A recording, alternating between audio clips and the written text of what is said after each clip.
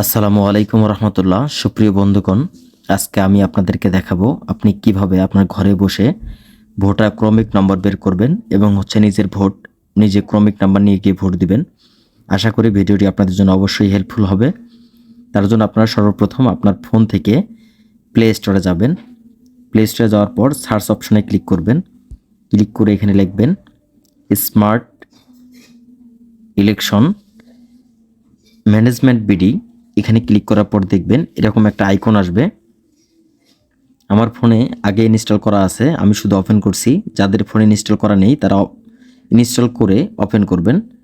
এখানে দেখতে পাচ্ছেন এরকম একটি লোগো আসবে সুন্দরভাবে। আপনারা উপরে দেখতে পাচ্ছেন ত্রয়োদশ জাতীয় সংসদ নির্বাচন। এখানে ক্লিক করবেন। ক্লিক করার পর আপনারা নিচে দেখেন তিনটি আইকন দেখতে পাচ্ছেন, নির্বাচনের বিস্তারিত, পূর্ববর্তী নির্বাচনসমূহ, ভোট কেন্দ্র খুঁজুন। আপনি ভোট কেন্দ্র খুঁজুনে চাপ দিন। দেওয়ার পরে দেখতে পাবেন এনআইডি নম্বর। এখানে আপনার এনআইডি নম্বরটি দিন, 10 ডিজিট অথবা 17 ডিজিট। আমি আমার এনআইডি নম্বরটি দিলাম। এখানে এখন দেখতে পাবেন আপনার এনআইডি কার্ড অনুযায়ী জন্ম তারিখ দিবেন।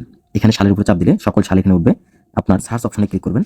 সার্চ অপশনে ক্লিক করলে দেখতে পাচ্ছেন আপনার ভোটার নম্বর এবং আপনার ভোটিং ক্রমিক নম্বর দেখা যাচ্ছে। ভোটিং ক্রমিক নম্বরটা আপনি লিখে নিয়ে গেলে আপনি আইডি কার্ড অবশ্যই সাথে নিয়ে যাবেন, সন্দেহ হলে তারা চেক করতে পারে।